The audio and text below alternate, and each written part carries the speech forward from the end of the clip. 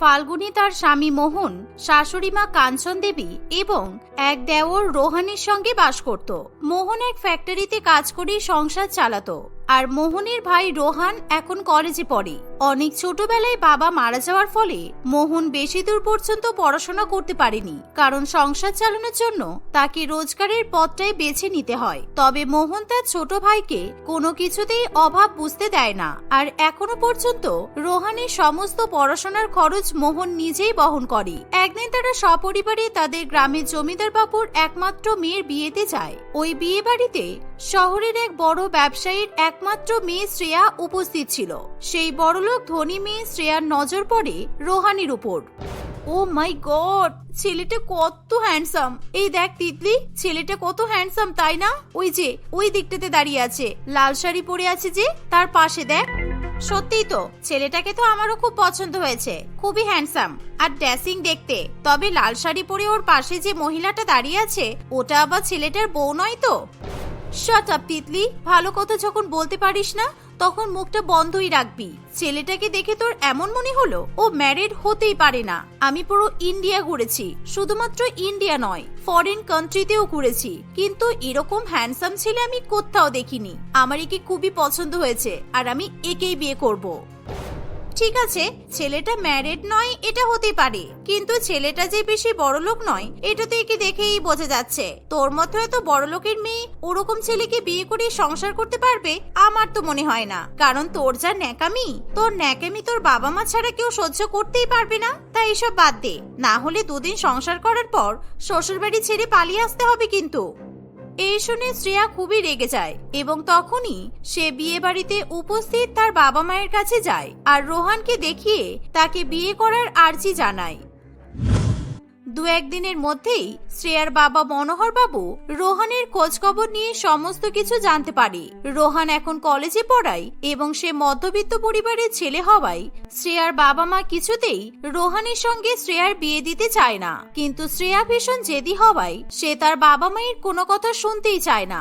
সে তার বাবা মাকে রাগ দেখাতে থাকে আর পাগলামি করতে শুরু করে। তাই শেষ পর্যন্ত শ্রেয়ার বাবা মাকে মেয়ের সিদ্ধান্ত মেনে নিতে হয়। কয়েকদিনের মধ্যেই শ্রেয়ার বাবা মা রোহানদের বাড়িতে গিয়ে উপস্থিত হয়। দেখুন, আমরা কখনোই ভাবিনি আমাদের মেয়ে এরকম মধ্যবিত্ত পরিবারের ছেলেকে পছন্দ করে বসবে। আমরা আমাদের মেয়েকে ফুলের মতো করে মানুষ করেছি, ওর গায়ে আমরা সামান্য আঁচড়ও লাগতে দিইনি কখনো। কিন্তু এখন আমাদের চিন্তা আপনাদের বাড়িতে বিয়ে করে আসার পর আমাদের মেয়ে সুখে থাকবে কিনা। শুনুন, আপনাদের ধনী মেয়েকে আমি বিয়ে করতেও চাই না। আপনারা আমাদের বাড়িতে এসে আপনার পরিবারকে অপমান করছেন, এটা আমি মেনে নিতে পারবো না। আপনারা যেরকম ধনী সেরকম ধনী পরিবার থেকে আপনাদের মেয়ের বিয়ে দিন। থ্যাংক ইউ, আপনারা এবার আসতে পারেন। দেখো বাবা, তোমার এই অ্যাটিটিউডের জন্যই হয়তো আমার মেয়ে তোমাকে পছন্দ করেছে। দেখুন রোহানের মা, আপনাকে বলছি, আপনি শুধু আপনার ছেলের সঙ্গে আমার মেয়ের বিয়ের ব্যবস্থা করুন। তার বদলে আপনি যা যা চাইবেন, যত টাকা চাইবেন, সোনা গহনা সব দেবো। এই শুনে রোহানের মা কাঞ্চন দেবী প্রচন্ড পরিমাণে লোভে পড়ে যায়। সে মনে মনে অনেক যৌতুক নেওয়ার স্বপ্ন দেখে ফেলে, আর এই জন্যই কাঞ্চন দেবী শ্রেয়ার সঙ্গে নিজের ছোট ছেলের বিয়ে দিতে রাজি হয়। আপনারা চিন্তা করবেন না, আমার ছেলেকে রাজি করানোর দায়িত্ব কিন্তু আমার। আপনারা বিয়ের ব্যবস্থা করুন। আর যেটা বললেন, আপনারা কিন্তু সেই দিকটাতে একটু খেয়াল করবেন। আপনাদের মেয়ে যাতে আমাদের বাড়িতে এসে আরাম আর বিলাসিতায় থাকতে পারে সেই ব্যবস্থাটা একটু করে দেবেন, কেমন? এভাবে কাঞ্চন দেবী যৌতুকের দিকে ইঙ্গিত করতেই থাকে। সেসব তো ঠিকই আছে, কিন্তু আমার একটা শর্ত আছে। বিয়ের 1 মাস পর আমাদের যা দেবার আমরা দেবো, মানে 1 মাস পরেই আপনারা যৌতুক পাবেন। এই 1 মাস আমাদের মেয়ে আপনাদের বাড়িতে কেমন ভাবে থাকছে সেটা আমরা দেখতে চাই। আর হ্যাঁ, কান খুলে শুনে নিন, আমার মেয়ের জন্য এই বাড়িতে কোনো কষ্ট না হয়। আমার একমাত্র মেয়ের যদি কোনো রকমের কষ্ট হয় তাহলে কিন্তু আমি আপনাদেরকে ছেড়ে কথা বলবো না, বলে দিলাম। মনোহর বাবুর শর্তে কাঞ্চন দেবী রাজি হয়ে যায়, কিন্তু রোহান শ্রেয়াকে কিছুতেই বিয়ে করতে চায় না। কাঞ্চন দেবী অনেক বুঝিয়ে রোহানকে শেষ পর্যন্ত বিয়েতে রাজি করায়। এভাবেই 1 সপ্তাহের মধ্যেই রোহান শ্রেয়াকে বিয়ে করে বাড়িতে নিয়ে আসে। শ্বশুর বাড়িতে আসতে না আসতেই শ্রেয়া তার বড়লোকি চাল দেখানো শুরু করে দেয়। ও মাই গড, এখানে কত গরম! রোহান, তোমাদের বাড়ি এত ছোট, এটা তো শুরু হওয়ার আগেই শেষ হয়ে গেল। আমার এত ছোট ঘরের মধ্যে দম বন্ধ হয়ে আসছে। আমরা গরিব, আমাদের ঘর বাড়ি এইরকমই। তুমি কি সেটা আগে থেকে জানতে না? সব জেনেই তো তুমি আমাকে বিয়ে করেছো। রীতিমতো আমাকে জোর করে বিয়ে দেওয়া হয়েছে। আমি তো জানি তুমি ধনী পরিবারের মেয়ে, কিন্তু এখন তুমি আমাদের মধ্যবিত্ত পরিবারের বউ। তাই তোমার কোনো রকমের ন্যাকামি এখানে চলবে না। খোকা, তুই এরকম ভাবে বলছিস কেন? দেখ, শ্রেয়া কিন্তু এখন তোর বউ, তাই তোর বউ কিভাবে এই বাড়িতে ভালো থাকতে পারবে সেই দিকে কিন্তু তোকেই নজর দিতে হবে। আমি পারবো না মা, তুমি যেরকম যৌতুকের লোভে পড়ে এই মেয়েকে বাড়িতে নিয়ে এসেছো, তখন এর খেয়াল তোমাকেই রাখতে হবে, কারণ ওর ওই সমস্ত ন্যাকামি আমি সহ্য করতে পারবো না। এই বলে রোহান সেখান থেকে চলে যায়। এই যে তুমি এখানে দাঁড়িয়ে আছো কেন? তাড়াতাড়ি আমার জন্য একটা ঠান্ডা ঠান্ডা মকটেল তৈরি করে নিয়ে এসো, আমার প্রচন্ড গরম লাগছে। কিন্তু শ্রেয়া, মকটেল কিভাবে বানানো হয় আমি তো সেটা জানি না। আমি রেস্টুরেন্টে গিয়ে কয়েকবার মকটেল খেয়েছি, কিন্তু মকটেল বানানোর পদ্ধতি আমার ঠিকভাবে জানা নেই। হয়তো তোমার মকটেল বানানোর মতো উপকরণও আমাদের বাড়িতে নেই, তাই তুমি যদি কিছু মনে না করো আমি তোমার জন্য ঠান্ডা ঠান্ডা লেবু শরবত করে নিয়ে আসতে পারি। ও মাই গড, সো চিপ! লেবুর শরবত? আমি কখনো লেবুর শরবত খাইনি। ওকে, শ্বশুর বাড়িতে এসে আমাকে লেবুর শরবত খেতে হবে? লেবুর শরবত মাই ফুড। ঠিক আছে, মকটেল বানিয়ে যখন খাওয়াতে পারবে না, তাহলে বাইরে থেকে আমার জন্য অন্তত কোল্ড ড্রিঙ্কস কিনে নিয়ে এসো। হ্যাঁ বড় বৌমা, তুমি যাও, তাড়াতাড়ি যাও, সামনের দোকান থেকে ছোট খোকার নাম করে কোল্ড ড্রিঙ্কস নিয়ে এসো। ছোট খোকা পরে টাকা দিয়ে দেবে। এই শুনে ফাল্গুনি তাড়াতাড়ি করে দোকান থেকে কোল্ড ড্রিঙ্কস নিয়ে এসে শ্রেয়াকে খেতে দেয়। Thank you. ভেবেছিলাম আমাকে কোল্ড ড্রিঙ্কসটা অন্তত কাচের গ্লাসেই দেওয়া হবে, কিন্তু এরকম স্টিলের গ্লাসে দেওয়া হলো। আমি তো জানতাম স্টিলের পাত্র শুধুমাত্র ভিখারিরাই ইউজ করে। এই স্টিলের গ্লাসে আমি কিছুতেই কোল্ড ড্রিঙ্কস খেতে পারবো না। Please never mind. স্টিলের গ্লাস দেখে আমার কোল্ড ড্রিঙ্কস খাওয়ার ইচ্ছাই চলে গেছে। নিয়ে যাও আমার চোখের সামনে থেকে। কিন্তু স্টিলের গ্লাসে কোল্ড ড্রিঙ্কস খেলে কি হবে শ্রেয়া? আমরা তো বাড়িতে সবে স্টিলের বাসনপত্রই ব্যবহার করি। যখন কোনো অতিথি কিংবা লোকজন বাড়িতে আসে, তখনই তাদেরকে ভালো কাচের কিংবা অন্যান্য বাসনপত্র ব্যবহার করতে দেওয়া হয়। আহ বৌমা, তুমি আবার কেন ছোট বৌমার মুখে মুখে এত কথা বলছো? আরে বুঝতে পারছো না, বড়লোকের মেয়ে কখনো স্টিলের গ্লাসে কিছুই খায়নি, সেই জন্য ওর এরকম মনে হতেই পারে। ছোট বৌমা, তুমি কিছু মনে করো না, আমি তোমার জন্য নতুন নতুন বাসনপত্র সব নামিয়ে নিয়ে আসবো।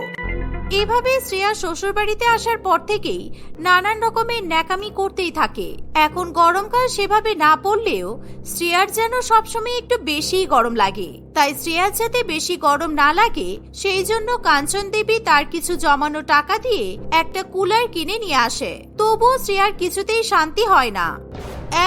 So cheap! আমি ভেবেছিলাম আমার মতো ধনী মেয়ের জন্য হয়তো আপনারা একটা এসির ব্যবস্থা করেই ফেলবেন, কিন্তু শেষ পর্যন্ত একটা কুলার নিয়ে চলে এসেছেন। কুলারটা এতই সস্তা যে এটা থেকে ঠান্ডা হাওয়াই বেরোচ্ছে না।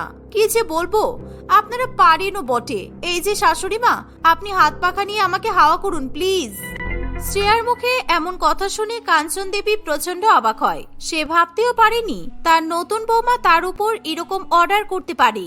কি হলো মা, আপনি দাঁড়িয়ে আছেন কেন? আপনার ছোট বৌমা কি বললো শুনতে পেলেন না? পাখার হাওয়া করুন, আপনার ছোট বৌমার প্রচন্ড গরম লাগছে, তাড়াতাড়ি ঠান্ডা করে দিন। এখন তো আপনার ধনী ছোট বৌমার ন্যাকামি আপনাকে সহ্য করতেই হবে। এই বলে ফাল্গুনি সেখান থেকে চলে যায়। কাঞ্চন দেবীর কাছে আর কোনো উপায় না থাকায় সে হাত পাখা নিয়ে শ্রেয়াকে হাওয়া করতে থাকে। এভাবেই দু একদিন কোনো রকমে কাটে। একদিন শ্রেয়া আবার নতুন করে এক ন্যাকামি করা শুরু করে। আজকে স্যাটারডে, ও মাই গড, আজকে তো আমার পার্লারে যাওয়ার দিন, কিন্তু এখন তো আমার গরিব বাড়িতে বিয়ে হয়ে গেছে, আর আমি আশা করছি আপনাদের কাছে পার্লারে যাওয়ার মতো টাকাও নেই, কারণ আমি যখন পার্লারে যাই তখন আমি একাই 50,000 টাকার বিল করে দিই। পার্লারে গিয়ে 50,000 টাকা নষ্ট করার কথা শুনি ফাল্গুনি এবং তার শাশুড়ি মা দুজনেই অবাক হয়। ওকে, নো প্রবলেম, এখন আমাকে বাড়িতেই কাজ চালাতে হবে। আশা করছি তোমরা আমার হেল্প করবে। আচ্ছা বড় বৌদি, তুমি আমার সঙ্গে এসো। আর শাশুড়ি মা, আপনি কোথায় যাচ্ছেন? ভয় পাবেন না, আপনাকে সেরকম ভারী কোনো কাজ করতে দেব না। তবে আজকে কিন্তু আপনারা দুজন বাড়ির অন্য কোনো কাজ করতে পারবেন না। সকাল থেকে সন্ধ্যা পর্যন্ত আজকে আপনাদের দুজনকে আমার সঙ্গেই থাকতে হবে, আমার কেয়ার করতে হবে। সকাল থেকে সন্ধ্যা পর্যন্ত তোমার সঙ্গে থাকবো মানে? কিন্তু কেন, আমাদেরকে কি করতে হবে শুনি? আচ্ছা, প্রথমে আপনারা দুজনে মিলে ভালো করে আমার বডিটা ম্যাসাজ করে দিন। জানি আপনারা প্রফেশনাল ফিজিওথেরাপিস্ট নন, তবুও এখন তো কিছু করার নেই, আমাকে কাজ চালাতেই হবে। নিন নিন, তাড়াতাড়ি দুজনে মিলে আমার বডি ম্যাসাজ করা শুরু করুন। আমি ড্রেসটা খুলে দিচ্ছি, ওকে? এই বলে শ্রেয়া তার ড্রেস খুলতে যাবে, তখনই ফাল্গুনি তাকে আটকে দেয়। আরে তোমার কি লজ্জা নেই? তুমি তোমার বড় জায়ের সামনে, তোমার শাশুড়ি মায়ের সামনে ড্রেস খুলে দিচ্ছ? না না, এরকম ভাবে আমরা তোমার বডি ম্যাসাজ করতে পারবো না। তুমি জামা পরেই শুয়ে পড়ো, আমরা তোমার বডি ম্যাসাজ করে দিচ্ছি। এই শুনে শ্রেয়া বডি ম্যাসাজ করার জন্য শুয়ে পড়ে। ফাল্গুনী এবং তার শাশুড়ি মা শ্রেয়ার বডি ম্যাসাজ করতে শুরু করে, কিন্তু ঘন্টার পর ঘন্টা কেটে গেলেও শ্রেয়া কিছুতেই তাদেরকে থামতে দেয় না। বডি ম্যাসাজ করতে করতে ফাল্গুনী এবং তার শাশুড়ি মা দুজনেই ক্লান্ত হয়ে পড়ে। ঠিক আছে, আর বডি ম্যাসাজ করতে হবে না। পার্লারের মতো আরাম পেলাম না ঠিকই, তবে অতটাও খারাপ লাগেনি, থ্যাংক ইউ। আচ্ছা, এবার কিন্তু আমি ফেস প্যাক অ্যাপ্লাই করব। বৌদি, এই নাও, এই ফেস প্যাকটা আমার মুখে ভালো করে লাগিয়ে দাও। আর শাশুড়ি মা, আমার চোখের ডার্ক সার্কেলের জন্য আপনি শসা কেটে নিয়ে আসুন। যান তাড়াতাড়ি যান। এভাবে শ্রেয়া তার বড় যা এবং শাশুড়ি মাকে বিভিন্ন রকম ভাবে উত্ত্যক্ত করতে থাকে, যেন সে তাদের দুজনকে পার্সোনাল চাকর বলেই গণ্য করে। ফাল্গুনী শ্রেয়াকে ফেস প্যাক লাগিয়ে দেয়, আর কাঞ্চন দেবী তার চোখে শসা লাগিয়ে দেয়।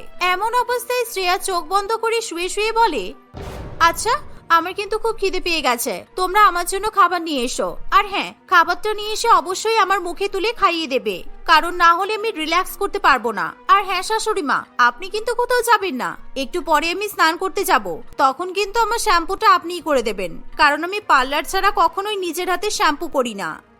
শ্রেয়ার আচার আচরণ দেখে কাঞ্চন দেবীরও মনে হয় যে শ্রেয়া এবার প্রচন্ড পরিমাণে বাড়াবাড়ি করছে, কিন্তু তবুও কাঞ্চন দেবী শ্রেয়াকে কিছু বলতে পারে না। এভাবেই দিন কাটতে থাকে। অন্যদিকে শ্রেয়ার বাবার মনোহর বাবুর ব্যবসায় এক বিরাট ধস নেমে আসে। সে টাকা পয়সা সম্পত্তি সমস্ত কিছু হারিয়ে একেবারে পথে নেমে আসে। এমনকি সে পুরোপুরি নিঃস্ব হয়ে যাওয়ার ফলে তাদের থাকার জায়গাটুকুও থাকে না। এরকম সর্বহারা হয়ে শ্রেয়ার বাবা মা শ্রেয়ার শ্বশুর বাড়িতে থাকতে চলে আসে। ড্যাডি, এসব কি করে হলো? তুমি বড়লোক থেকে মুহূর্তের মধ্যেই গরিব হয়ে গেলে, আর তোমাদের লজ্জা করলো না? তোমরা মেয়ের শ্বশুর বাড়িতে থাকতে চলে এসেছো। তোমরা তো জানো আমার শ্বশুর বাড়ি কত ছোট, এখানে তো এক্সট্রা কোনো রুমও নেই। তোমরা কি করে এখানে থাকবে? তাছাড়া এমনিতেই আমাদের বাড়িতে এতগুলো লোক, আর তোমরা এখানে থাকলে আমাদের বাড়ির উপর আরো চাপ পড়বে। শ্রেয়া, তোমার লজ্জা করছে না? তুমি তোমার বাবা মাকে এরকম করে বলছো? যে বাবা মা তোমাকে ছোট থেকে ভালোবাসা দিয়ে এত বড় করেছে, আজকে তুমি এরকম ভাবে তাদের অপমান করতে পারছো কেন? শুধুমাত্র এখন তাদের টাকা নেই বলে? কাকু, কাকিমা, আপনারা চিন্তা করবেন না, আপনারা এখানেই থাকবেন। আপনারা বরং আমার রুমেই থেকে যাবেন, আমি আর মোহন না হয়ে হল রুমে থেকে যাব। আর তাছাড়া শ্রেয়া, বাবা মাকে বাড়িতে জায়গা দেওয়ার জন্য ঘর বড় হওয়ার দরকার নেই, মন বড় হলেই হবে। ফাল্গুনীর মুখে এমন কথা শুনে শ্রেয়ার সমস্ত অহংকার নিমেষেই শেষ হয়ে যায়। অন্যদিকে ফাল্গুনীর কথা শুনে শ্রেয়ার বাবা মায়েরও খুবই ভালো লাগে। ফাল্গুনীর প্রতি শ্রেয়ার মর্যাদা এবং সম্মান অনেক বেড়ে যায়। ফাল্গুনী এবং তার পরিবারের সকলেই শ্রেয়ার বাবা মাকে নিজেদের বাড়িতে রেখে তাদের যথেষ্ট পরিমাণে যত্ন নেওয়ার চেষ্টা করে। আর এই দেখে শ্রেয়া তার ভুল বুঝতে পারে। সে মনে মনে নিজেকে পরিবর্তন করার সিদ্ধান্ত নেয়। সেই সাথে শ্রেয়া মনে মনে ঠিক করে সে একদিন ফাল্গুনীর মতোই ভালো বৌমা এবং ভালো মেয়ে হয়ে দেখাবে। ডিসেম্বর মাস পড়লেই প্রত্যেকে নতুন বছরের আগমনের জন্য অপেক্ষা করে। আর এই বছরে ডিসেম্বর মাস পড়ার সঙ্গে সঙ্গে সেই একই রকমের অপেক্ষায় অপেক্ষারত থাকে শিবানী। সে নতুন বছর আসার দিন গুনতে শুরু করে। তার কাছে এবার নতুন বছরের আগমন খুবই নতুন রকমের ছিল, কারণ শিবানীর বিয়ের পর এটাই তার প্রথম নিউ ইয়ার, যেখানে সে তার স্বামী এবং শ্বশুরবাড়ির সঙ্গে নতুন বছরের আনন্দ উদযাপন করবে। তাই তার মন এক আলাদা রকমের আনন্দ এবং অনুভূতিতে ভরে ওঠে। শিবানী কিভাবে তার নতুন বছর কাটাতে চায় সেসব বিষয়ে পরিকল্পনা করছে এমন সময় তার প্রিয় বান্ধবী রিয়া তাকে ফোন করে। হ্যাঁ রিয়া, বল, কতদিন পর ফোন করলি তুই? কেমন আছিস? বিয়েতে কতবার করে আসতে বললাম, কিন্তু অফিসের দোহাই দিয়ে একবারের জন্য আমার বিয়েতে আসলি না, বল। আমি ভালো আছি রে, কিন্তু এইসব কথা বলে আমাকে আর লজ্জা দিস না, কারণ তুই ভালো করেই জানিস যে প্রাইভেট সেক্টরে কাজের চাপ কেমন। তাই কোনো অনুষ্ঠান বাড়ি অ্যাটেন্ড করতে পারি না আমি। আর তোর বিয়েতে আমি যেতে পারিনি বলে এবার নিউ ইয়ারে আমি একটা খুবই এক্সাইটিং প্ল্যান করেছি। আমি সবার জন্য আমার বাড়িতে একটা বড় পার্টি থ্রো করেছি। তুই প্লিজ তোর বরের সাথে চলে আসিস কিন্তু। শিবানী নতুন বছরে বান্ধবীর বাড়িতে পার্টির কথা শুনে ভীষণ পরিমাণে খুশি হয়, কিন্তু সে এটাও মাথায় রাখে যে এখন শিবানী একটা বাড়ির বউ, সুতরাং এরকম নিউ ইয়ারের পার্টি যদি বিয়ের আগে হতো তাহলে সে কোনো কিছু চিন্তা না করেই রিয়ার বাড়িতে পার্টি অ্যাটেন্ড করতে পারত। কিন্তু এখন তাকে নিজের সঙ্গে সঙ্গে নিজের স্বামী এবং শাশুড়ি মা ও ননদের কথাও চিন্তা করতে হবে। তোর বাড়িতে পার্টি শুনে আমার এতই যেতে ইচ্ছে করছে, কিন্তু কি করব বল, এখন তো আর আমি একা নই, তাই আমি নিজের মর্জি মতো কোনো কাজ করতে পারবো না। এবারে নিউ ইয়ারটা আমাকে আমার শ্বশুর বাড়িতেই কাটাতে হবে রে। শিবানী, তুই প্লিজ এরকম বাংলা সিরিয়ালের টিপিক্যাল বউদের মতো কথা বলিস না। তুই তো শাশুড়ি মা, স্বামী আর ননদকে নিয়ে আমাদের বাড়িতে চলে আয়, কোনো প্রবলেম নেই তো। আমি কিন্তু তোর জন্য অপেক্ষা করব বলে দিলাম। এই বলে রিয়া ফোন রেখে দেয়। শিবানী নিউ ইয়ারের পার্টিতে যাওয়ার জন্য অনুমতি নিতে তার শাশুড়ি মায়ের কাছে যায়, কিন্তু কমলা দেবীর নতুন বছরের শুরুতেই বৌমার পার্টি করতে যাওয়ার কথা শুনে একেবারে বিস্ফোরিত চক্ষু নিয়ে শিবানীর দিকে তাকায়। তুমি বছরের প্রথমেই নিজের বান্ধবীর বাড়িতে পার্টি করতে চলে যাবে? তুমি যদি বান্ধবীর বাড়িতে যাও তাহলে আমাদের নতুন বছরের রান্না বান্না কে করে খাওয়াবে? আমরা কি বছরের শুরুতেই বাসি খাবার খাবো নাকি? তোমার কোনো পার্টিতে যাওয়া হবে না। না না মা, আপনি হয়তো ঠিকভাবে আমার কথাটা বুঝতে পারলেন না। আমার বান্ধবী আপনাদের সবাইকে নতুন বছরের পার্টিতে ইনভাইট করেছে, তাই আমার সাথে আপনারা সবাই ওই পার্টিতে যেতে পারবেন। ছি ছি বৌমা, নিজের বয়স্ক শাশুড়ি মায়ের সামনে দাঁড়িয়ে তোমার এসব কথা বলতে লজ্জা করছে না? আমি ভালো করে জানি নতুন বছরের পার্টিতে কি সব নোংরা নোংরা কাজ কারবার হয়, আর তারপর মেয়েরা সবাই মদ্যপান করে। সেই পার্টিতে তুমি আমাদেরকে নিয়ে যেতে চাইছো? ওই পার্টিতে তুমিও যাবে না আর আমরাও যাব না। শাশুড়ি মায়ের এই সমস্ত অযৌক্তিক কথাবার্তার উত্তর দেওয়ার চেয়ে শিবানী চুপ করে থাকাই শ্রেয় বলে মনে করে। ঠিক এমন সময় কমলা দেবীর মেয়ে রেণুকা তার কাছে আসে। নিজের মেয়েকে দেখে কমলা দেবী একেবারে আদরে গদগদ হয়ে ওঠে। মা, এবার নিউ ইয়ার কিন্তু আমি আমার বান্ধবীদের সাথে গোয়াতে গিয়ে সেলিব্রেট করব। আমি 31শে ডিসেম্বর বাড়ি থেকে বেরোবো, আর ফিরতে আমার 3 জানুয়ারি হয়ে যাবে। তোমাকে আমি কিন্তু আগে থেকেই জানিয়ে দিলাম। হ্যাঁ রে মা, তোর যেখানে ইচ্ছে তুই সেখানে গিয়ে নিউ ইয়ার সেলিব্রেট কর। সারা বছর কলেজের পড়াশোনার চাপে আমার মেয়েটা কোথাও বেরোতে পারে না। তুই এখন ঘুরতে যাবি না তো কখন ঘুরতে যাবি? ঘুরতে যাওয়ার জন্য আবার পারমিশন নেওয়ার দরকার আছে নাকি? শিবানী নিজের শাশুড়ি মায়ের এরকম দ্বিচারিতা দেখে ভীষণ পরিমাণে অবাক হয়। বউয়ের নিউ ইয়ারের পার্টিতে ঘুরতে যাওয়ার সময় কমলা দেবী একরকম মনোভাব, আর নিজের মেয়ের ক্ষেত্রে নিউ ইয়ারে গোয়াতে ঘুরতে যাওয়ার সময় অন্য আর এক রকমের মনোভাব দেখে শিবানী ঠিক মেনে নিতে পারে না। আমি যখন বললাম যে আমি পার্টিতে যাব, তখন সেই পার্টিটা নোংরা হয়ে গেল। আমার বান্ধবীর নিউ ইয়ার পার্টিতে নাকি মহিলারা সবাই মদ্যপান করে, তাহলে গোয়াতে মহিলারা নিউ ইয়ারে কি ঈশ্বরের সাধু গান গায়? বৌদি, তুমি বিয়ে হয়ে 6 মাস হয়নি এই বাড়িতে এসেছো, আর বাড়িতে আসার পর নিজের ননদের সঙ্গে হিংসা করা শুরু করে দিয়েছো। তোমার এখন বিয়ে হয়ে গেছে আর আমার বিয়ে হয়নি, তাই আমি যা ইচ্ছে তাই করতে পারি, ওকে? হ্যাঁ, আমার মেয়ে একদম ঠিক কথা বলেছে। শিবানী, তুমি যদি বেশি বড় বড় কথা বলো তাহলে কিন্তু আমি এসব কথা প্রণয়কে জানিয়ে দেব। শিবানী আর কোনো কথার উত্তর না দিয়ে সেখান থেকে চলে যায়। সেই সময় তার বিয়ের আগে নিউ ইয়ার সেলিব্রেশনের কথা প্রচন্ড পরিমাণে মনে পড়ে। বিয়ের আগে সে নিজের মা বাবার অনুমতি ছাড়াই নতুন বছরে বন্ধুদের সঙ্গে পার্টি করত, শপিং করত, কিন্তু তার বাবা মা কখনো এমন ভাবে তাকে কথা শোনায়নি।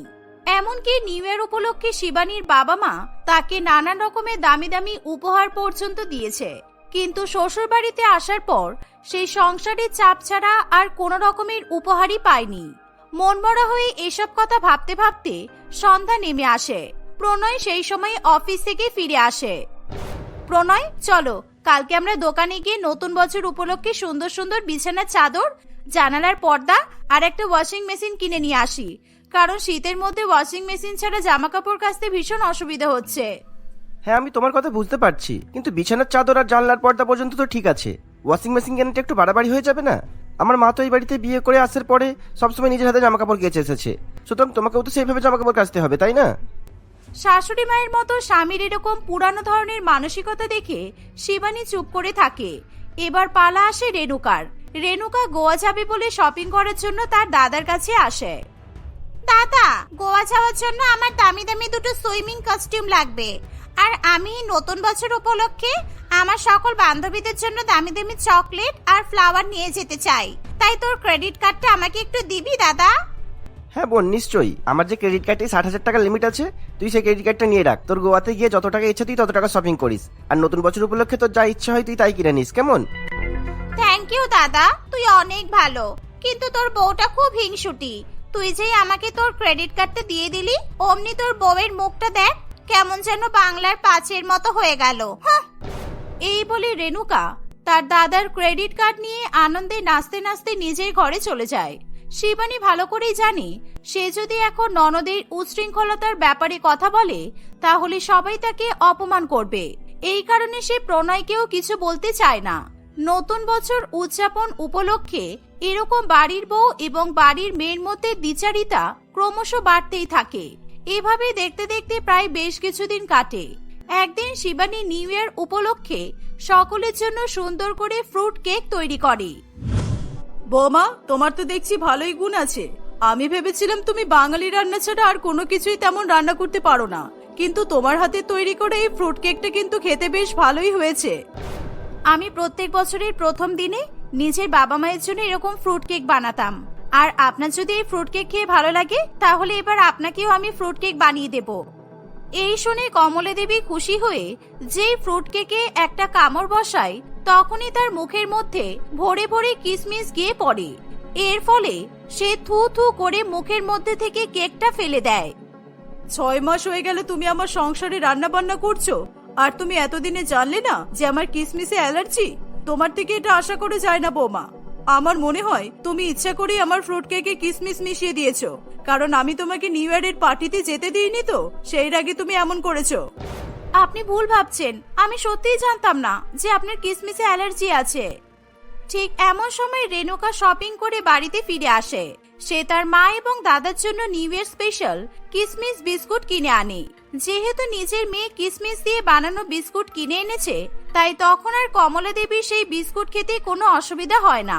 তার কিসমিসের প্রতি অ্যালার্জি এক নিমেষে হাওয়া হয়ে যায়। কমলা দেবী সঙ্গে সঙ্গে রেণুকার হাত থেকে কিসমিস বিস্কুট নিয়ে খেতে শুরু করে দেয়। আমার মেয়েটা কত ভালো। এখনকার দিনে এরকম মেয়ে পাওয়া সত্যিই ভাগ্যের ব্যাপার। ও নিজের মা আর দাদার জন্য মনে করে নতুন বছর উপলক্ষে কিসমিসের বিস্কুট কিনে এনেছে। সত্যি বিস্কুটগুলো কিন্তু দারুণ খেতে। এখন আপনার আর কিসমিসের প্রতি অ্যালার্জি নেই, তাই না মা? রেণুকা যেহেতু কিসমিসের বিস্কুট এনেছে তাই সেটা সোনার টুকরো বিস্কুট, আর আমি যেহেতু ভুল করে কিসমিস দিয়ে কেক বানিয়েছি তাই সেই নিউ ইয়ার স্পেশাল কেক কয়লার থেকেও খারাপ, বলুন। ওহো মা, তোমার কিসমিসের প্রতি অ্যালার্জি ছিল তাই না? ইস, আমি একেবারেই ভুলে গেছি। তবে একটা কিসমিস দেওয়া বিস্কুট খেলে এমন কিছুই হবে না। হ্যাঁ ঠিকই, একটুখানি কিসমিস খেলে কি আর এমন হবে? তোর বৌদির কথা একদম কানে নিস না তো। ও একটা বাজে মেয়ে। তুই হাজার কাজের মধ্যে ব্যস্ত থাকিস, তাই তোর ক্ষেত্রে ভুলে যাওয়াটা তো স্বাভাবিক। কিন্তু বৌমা তো সারাক্ষণ বাড়িতেই থাকে, ওর আমার খাওয়া দাওয়ার ব্যাপারে খেয়াল রাখাটা তো কর্তব্য। এভাবে নিউ ইয়ার উদযাপন উপলক্ষে প্রত্যেকটা কথাই কমলা দেবী তার বৌমাকে খোটা শোনাতে শুরু করে। সে উঠতে বসতে শিবানীকে ভীষণ পরিমাণে অতিষ্ঠ করে তোলে। কিন্তু যখনই রেণুকার নিউ ইয়ার সেলিব্রেশনের কথা আসে তখন সে একেবারে দয়ার সাগর হয়ে যায়। মেয়ে নিউ ইয়ার উদযাপন উপলক্ষে যা বলছে সবই ঠিক, আর বৌমা কিছু বললেই তা একেবারে ভুল। শিবানী আর কিছুতেই এরকম দ্বিচারিতা মেনে নিতে পারে না। সে রেগে নিজের শাশুড়ি মায়ের ঘরে যাবে এমন সময় সে তার শাশুড়ি মা এবং স্বামীর কথা লুকিয়ে লুকিয়ে শুনতে পায়।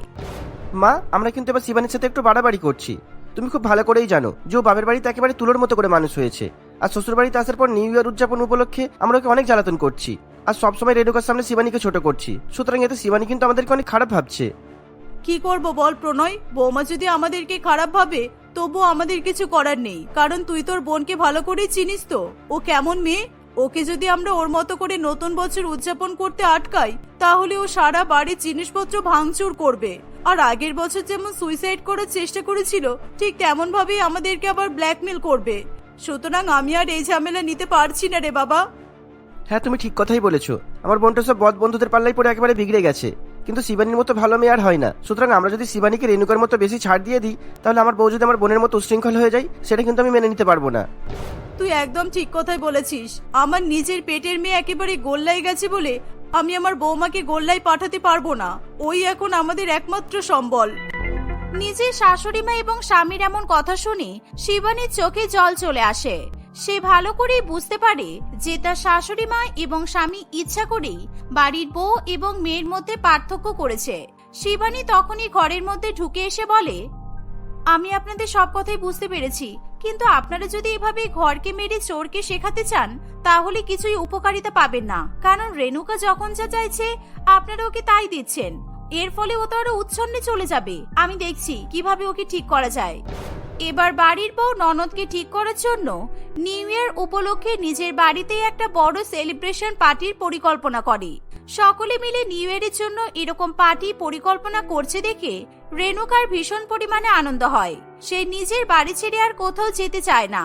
কমলা দেবী, প্রণয় এবং শিবানী পার্টির জন্য new year special balloon, new year special cake এবং নানান ধরনের সুন্দর সুন্দর জামা কাপড় কিনতে শুরু করে।